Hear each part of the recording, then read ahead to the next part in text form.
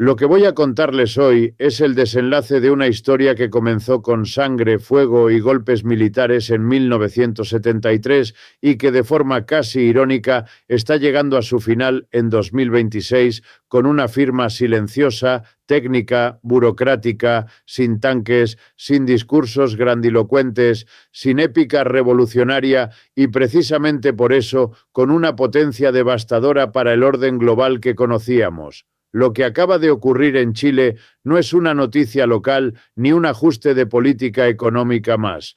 Es el caso de estudio definitivo, la prueba de laboratorio que cierra un ciclo histórico que llevamos décadas observando. Porque Chile no es un país cualquiera en la psicología del capitalismo occidental. Chile fue el laboratorio original, el paciente cero del neoliberalismo. Fue en Santiago donde los llamados Chicago Boys, discípulos directos de Milton Friedman, aterrizaron con sus maletines llenos de dogmas para desmontar el Estado, privatizarlo absolutamente todo y convertir la soberanía nacional en una mercancía más al servicio del capital financiero internacional. Chile fue el experimento perfecto, la joya de la corona de Estados Unidos en América Latina, el ejemplo que Washington mostraba al mundo, también a Europa y a España, para decir, mirad, si obedecéis, si privatizáis, si abrís vuestros mercados y reducís el Estado, el sistema funciona. Durante décadas, Chile fue presentado como la prueba viviente de que no había alternativa. Y hoy, en este presente acelerado y convulso, Chile ha ejecutado una maniobra de tres bandas, una tríada de soberanía tan sofisticada, tan fría y tan letal para los intereses imperiales que ha fracturado la columna vertebral de la hegemonía estadounidense en el Cono Sur. Lo verdaderamente fascinante, lo que debería tener a cualquier estudiante de ciencias políticas o economía en Madrid, Barcelona o Sevilla tomando notas, es que no ha sido una revolución armada, no hubo soldados en las calles, no hubo ruptura institucional, no hubo discursos incendiarios en la ONU, fue una operación económica de precisión quirúrgica basada en el interés nacional y en la realidad material, que ha dejado a Washington sin respuestas, sin herramientas y, honestamente, sin un plan viable para la región. Chile se ha convertido así en un punto de inflexión histórico en el momento exacto en el que la transformación multipolar del mundo deja de ser reversible. Y para entender por qué tenemos que diseccionar esa tríada de soberanía, porque Chile no movió una sola pieza, movió tres al mismo tiempo y juntas constituyen algo muy cercano a un golpe de Estado económico contra el orden establecido. El primer pilar es el control del litio, el llamado petróleo blanco del siglo XXI, la materia prima sin la cual no existe transición energética, no hay coches eléctricos, no hay baterías, no hay economía digital ni competitividad industrial futura. Durante años, en 1900, Washington se repitió el mantra del nearshoring, la idea de traer las cadenas de suministro fuera de China y reubicarlas en países amigos. Y Chile, según ese esquema, debía ser el socio dócil, disciplinado, proveedor barato y obediente de litio para las industrias estadounidenses y europeas. Pero lo que Chile ha hecho rompe por completo ese guión. A través de la nueva Empresa Nacional del Litio y de asociaciones público-privadas diseñadas con una precisión jurídica milimétrica, el Estado chileno ha consolidado un control mayoritario absoluto sobre el salar de Atacama. No estamos hablando de gestos simbólicos, estamos hablando de que entre el 70 y el 85% de las ganancias operativas pasan ahora directamente a las arcas públicas chilenas, no a fondos de inversión en Nueva York, no a dividendos repartidos en Wall Street. es la nacionalización de la renta más agresiva desde el cobre en los años 70, pero ejecutada con las herramientas del derecho corporativo moderno, sin expropiaciones ni rupturas legales. Y aquí aparece el detalle que ha provocado auténticos infartos en el Departamento de Estado estadounidense. Chile no expulsó a China del negocio, hizo exactamente lo contrario. Integró a empresas chinas como Tianke y a grandes conglomerados asiáticos en la propia estructura de extracción y procesamiento del litio. Washington exigía desacoplamiento, enviaba generales, diplomáticos y enviados especiales a repetir el mismo mensaje. Saquen a los chinos de la cadena de valor. Y la respuesta de Chile, utilizando la misma lógica de mercado que Estados Unidos predicó durante décadas, fue demoledora.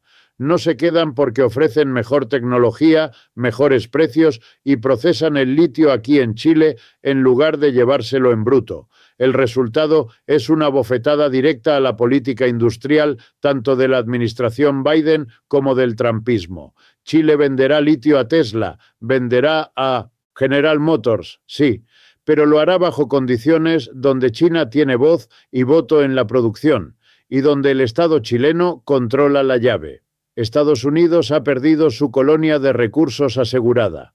Ahora tiene que sentarse a negociar en Santiago como un actor más, compitiendo euro contra yan, dólar contra y en igualdad de condiciones. Y en esa competencia, el capital occidental, obsesionado con el beneficio rápido, está perdiendo. Aquí se rompe el primer gran mito. El mercado libre, cuando se aplica de verdad, no favorece necesariamente a Estados Unidos y Chile lo ha demostrado usando exactamente las reglas que Washington impuso al mundo. El segundo pilar de esta tríada es menos visible en titulares, más técnico, pero infinitamente más devastador para el capital financiero global, la reforma del sistema de pensiones. Y para entender la magnitud de lo que ha hecho Chile aquí, hay que recordar qué eran realmente las AFP chilenas.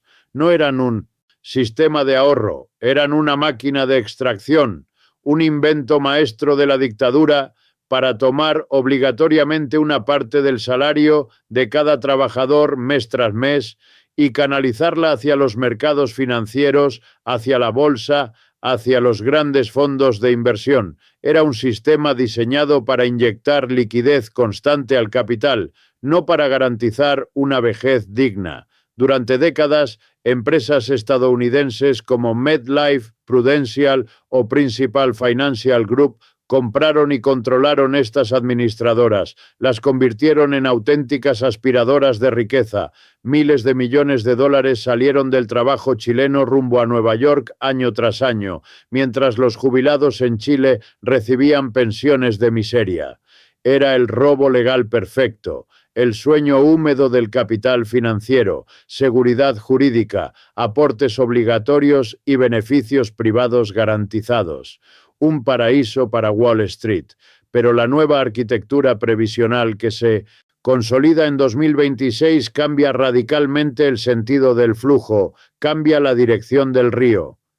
Al crear un ente público fuerte y desviar una parte sustancial de las cotizaciones hacia un fondo solidario y de inversión nacional, Chile rompe el mecanismo central de succión financiera. Miles de millones de dólares dejan de viajar automáticamente al norte. Se quedan en Santiago, se invierten en infraestructura, en deuda soberana chilena, en desarrollo interno. El dinero del trabajo chileno empieza a trabajar para Chile. La reacción del capital financiero fue inmediata. El American Council of Life Insurers, el poderoso lobby de las aseguradoras estadounidenses, amenazó con demandas. Gritaron que se violaban los tratados de libre comercio, que habría represalias, que Chile pagaría un precio. En otro tiempo, un presidente chileno habría titubeado, habría frenado la reforma, habría pedido disculpas, pero esta vez no ocurrió. Chile ignoró las amenazas con una frialdad quirúrgica. ¿Por qué? Porque la correlación de fuerzas ya no es la misma. Chile sabe algo que en Washington aún se resisten a aceptar. El mundo necesita desesperadamente su cobre y su litio.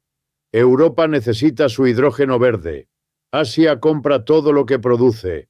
La amenaza clásica de te vamos a sancionar pierde efecto cuando tienes medio planeta haciendo cola para comprar tus recursos estratégicos. Chile ha descubierto que tiene la sartén por el mango y que Wall Street necesita más a Chile de lo que Chile necesita a Wall Street.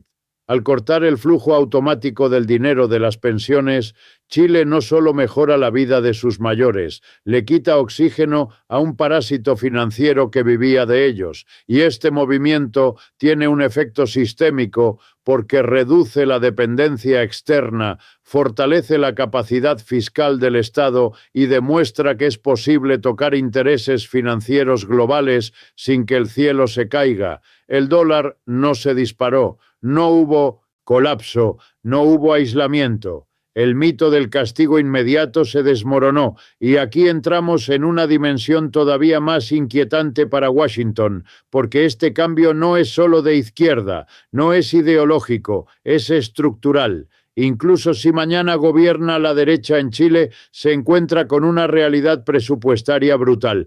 Gobernar en el siglo XXI es caro, muy caro. Seguridad, control del crimen organizado, fronteras militarizadas, cárceles, policía moderna, tecnología, inteligencia. Todo eso cuesta miles de millones. Y el modelo de Estado mínimo, bajos impuestos y privatización total que promueve el neoliberalismo no genera los ingresos necesarios para financiar ese aparato. Esta es la contradicción matemática que desarma el viejo consenso. La derecha chilena, en la práctica, necesita la renta del litio, del cobre y de los recursos estratégicos para poder gobernar. Necesita un Estado con caja. Descubre que las multinacionales que se llevan las ganancias y pagan impuestos mínimos no sirven para su proyecto de orden.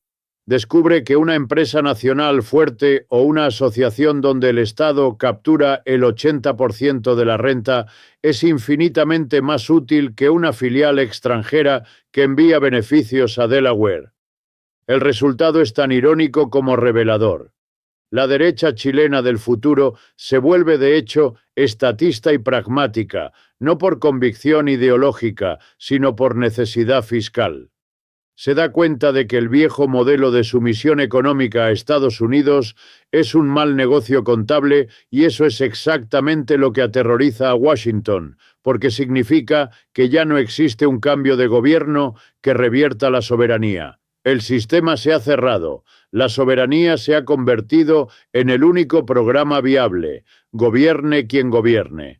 Pero si esto ya es grave para el capital financiero, lo que viene a continuación es directamente una pesadilla estratégica para el Pentágono, porque el tercer pilar no es económico, es geopolítico y afecta al control de los océanos, al comercio global y al equilibrio militar del planeta. Y llegamos al tercer pilar, el que mantiene a los estrategas del Pentágono mirando mapas con sudor frío, el control del Estrecho de Magallanes y la proyección hacia la Antártida. Aquí, Chile deja de ser únicamente un país minero y se convierte en algo mucho más decisivo, en una llave planetaria, en el guardián de uno de los pasos geoestratégicos más importantes del siglo XXI. Para entender la magnitud de esto, hay que mirar la geografía y el cambio climático con frialdad. El canal de Panamá se está secando, sus esclusas ya no dan abasto, el nivel de agua cae, el tráfico se ralentiza, los seguros se encarecen y el comercio mundial empieza a buscar rutas alternativas. Y cuando el corazón logístico del sistema se congestiona, los pasos naturales recuperan un valor que parecía olvidado. El Estrecho de Magallanes en 1900. El extremo sur de Chile vuelve a ser lo que fue antes de 1914, el único paso bioceánico natural, sin esclusas, sin depender de lluvias, sin cuellos de botella artificiales. Chile ha entendido esto con una claridad estratégica que en Washington no supieron anticipar y ha decidido transformar la región de Magallanes y la ciudad de Punta Arenas en un gran nodo logístico y energético global, el epicentro del hidrógeno verde del futuro, aprovechando los vientos patagónicos, la cercanía antártica y la posición geográfica. Pero la pregunta clave es: ¿Quién está poniendo el dinero? La tecnología y la infraestructura para hacerlo realidad. No son Exxon, no es Chevron, no son las grandes petroleras occidentales, son consorcios estatales chinos acompañados en menor medida por capital europeo. Inversiones de cientos de millones de dólares en puertos de aguas profundas, parques eólicos, plantas de desalinización, logística antártica. Para Washington, esto no es una amenaza comercial, es una amenaza existencial desde el punto de vista militar. Un puerto de aguas profundas construido con tecnología china en el estrecho de Magallanes es, por definición, una infraestructura de doble uso. Hoy sirve para exportar hidrógeno verde, mañana puede servir para reabastecer una flota naval. En un escenario de conflicto en el Pacífico, con Taiwán como epicentro y con un canal de Panamá saturado o bloqueado, la posibilidad de que China tenga una puerta segura hacia el Atlántico Sur rompe décadas de planificación estratégica estadounidense, neutraliza el control casi exclusivo de las rutas marítimas del sur por parte de la OTAN. La respuesta chilena a las quejas del Comando Sur fue de un pragmatismo brutal. La soberanía no se defiende con discursos, se defiende con infraestructura. Ustedes no invirtieron. China sí. Si quieren que no estén los chinos, construyan ustedes los puertos.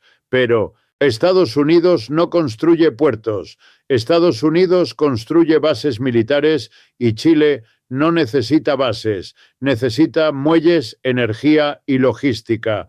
Así, el estrecho de Magallanes, la llave entre océanos, está siendo desarrollado con la tecnología del principal rival sistémico de Estados Unidos. El Pentágono ha clasificado internamente la zona como zona roja, pero no puede hacer nada. Es territorio soberano de un país democrático con el que mantiene tratados vigentes. Es la impotencia del imperio en estado puro. Ver cómo te rodean geopolíticamente usando exactamente las reglas del libre mercado y de la inversión extranjera que tú mismo impusiste al mundo. Y esto se conecta directamente con la Antártida, el último continente virgen, la gran reserva de recursos del futuro. Chile se concibe a sí mismo como un país tricontinental y como la puerta natural de entrada a la Antártida. China lo sabe, y mientras Estados Unidos sigue tratando la región como una reserva lejana y abstracta, China y Chile están construyendo capacidad real para operar allí de forma permanente.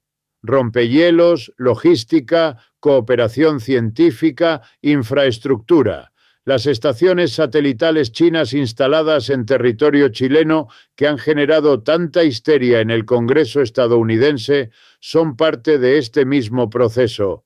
Washington afirma que tienen capacidad dual, que pueden interceptar comunicaciones, guiar misiles, cegar satélites, y la respuesta chilena vuelve a ser la misma: soberanía fría. China dice que son científicas y comparte datos. Si tienen pruebas de lo contrario, muéstrenlas. Y si quieren que retiremos a los chinos, instalen ustedes una estación mejor, con mejores condiciones. Pero Estados Unidos no pone la estación, solo pone la queja. Aquí se revela el patrón del declive imperial: exigir lealtad sin ofrecer beneficios, mientras el rival ofrece beneficios concretos sin exigir sumisión política explícita. Y Chile, aplicando una lógica puramente racional, elige al socio que desarrolla, no al que amenaza. Desde una perspectiva marxista profunda, lo que estamos viendo es la demostración empírica de la incapacidad del capitalismo corporativo occidental para competir con el capitalismo de Estado. En esta etapa histórica, el capital occidental está fragmentado, financiarizado, obsesionado con el beneficio trimestral. No puede planificar a 20 o 30 años. No puede construir infraestructura estratégica sin subsidios masivos. Por eso sus propios puentes se caen, sus trenes descarrilan y sus puertos envejecen. China opera bajo otra lógica: bancos de desarrollo, empresas públicas, planificación a décadas vista. Puede perder dinero hoy si gana control logístico mañana. Chile observa los resultados materiales y decide en consecuencia. No es una victoria ideológica. Chile no se ha vuelto comunista. Es una victoria de eficiencia. El mercado, aplicado de verdad, ha dictaminado que el modelo estadounidense ya no sirve para desarrollar al sur global. Y lo más peligroso para Washington no es Chile en sí, es el efecto contagio, el efecto demostración. Chile fue durante décadas el alumno ejemplar del FMI, el país serio, el modelo. Si incluso Chile ha decidido que el libre mercado estadounidense es un mal negocio, ¿qué impide que otros sigan el mismo camino? Y aquí es donde el análisis se vuelve verdaderamente incómodo para Washington, porque lo que ha hecho Chile no es un gesto aislado ni un experimento excéntrico, es un manual replicable, un efecto demostración que erosiona la doctrina psicológica más importante del poder estadounidense, la inevitabilidad. Durante un siglo se repitió la misma idea en todo el sur global. No hay alternativa. Si desobedeces, te castigan. Si tocas los intereses de Wall Street, te bloquean. Si juegas a dos bandas, te aplastan. Chile ha demostrado empíricamente que eso ya no es cierto. No hubo colapso financiero, no hubo sanciones devastadoras, no hubo aislamiento internacional, el dólar no se disparó, los mercados no huyeron en estampida, las amenazas quedaron en comunicados diplomáticos que terminaron archivados. Y cuando eso ocurre en el país que fue el alumno modelo del neoliberalismo, el mensaje es devastador. Si Chile pudo hacerlo, cualquiera puede hacerlo. Imaginen a las élites políticas y económicas de Brasil, de Colombia, de México, mirando a Santiago y sacando conclusiones. Boric reformó las pensiones y desafió a las aseguradoras de Wall Street y no pasó nada. Obligaron a Tesla y a las grandes automotrices a asociarse con el Estado bajo condiciones duras y aceptaron. Abrieron puertos estratégicos a China y el Comando Sur envió cartas de protesta.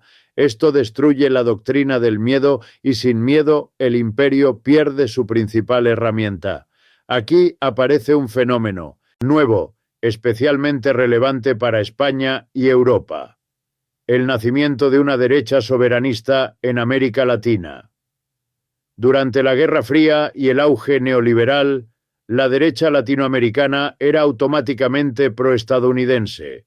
Veía en Washington al garante de la propiedad privada y del orden. Hoy esa ecuación se rompe por una razón contable. Gobernar es caro, la seguridad cuesta dinero, el control del crimen, la tecnología policial, las cárceles, las fronteras militarizadas, todo requiere ingresos estables y el modelo de privatización total no los genera. La derecha chilena del futuro lo entiende. Necesita renta, necesita que el Estado capture valor de los recursos estratégicos, necesita soberanía fiscal y descubre que el capital estadounidense que se lleva las ganancias y deja impuestos mínimos no sirve para ese objetivo. Descubre que el comercio con China y el control estatal de los recursos, sí.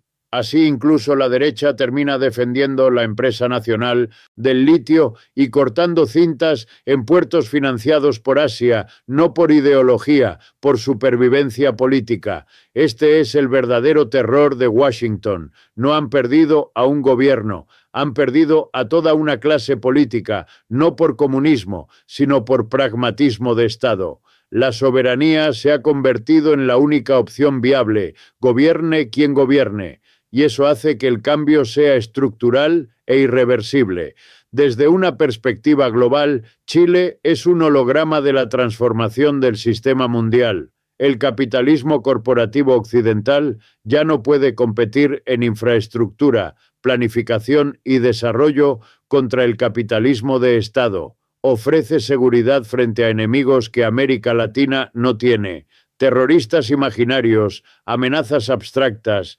China ofrece carreteras, puertos, energía, industria, soluciones concretas para problemas reales y el mercado aplicado sin ideología elige al proveedor más eficiente. Esto no significa que el mundo que nace sea más estable. Todo lo contrario, el mundo multipolar es más competitivo, más caótico y más peligroso. pero también abre márgenes de maniobra inéditos para los países que se atreven a pensar estratégicamente. Chile ha entendido que en un mundo de potencias rivales, la clave no es alinearse ciegamente, sino hacerlas competir, extraer renta de esa competencia, maximizar el interés nacional. Con Chile se cierra un ciclo histórico que llevamos documentando durante años. El fin de un orden de 500 años y el nacimiento doloroso pero real de otro. No es un futuro lejano, es el presente, está ocurriendo ahora mismo, afectará al precio de la energía, al valor de las monedas, al empleo, a la seguridad, a la política europea y española.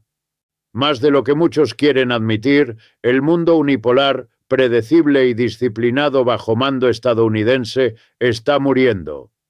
El mundo que nace es multipolar, fragmentado, inestable, pero también ofrece oportunidades inéditas para quienes se organizan, estudian y actúan con soberanía. El futuro ya llegó y no va a esperar a nadie. M.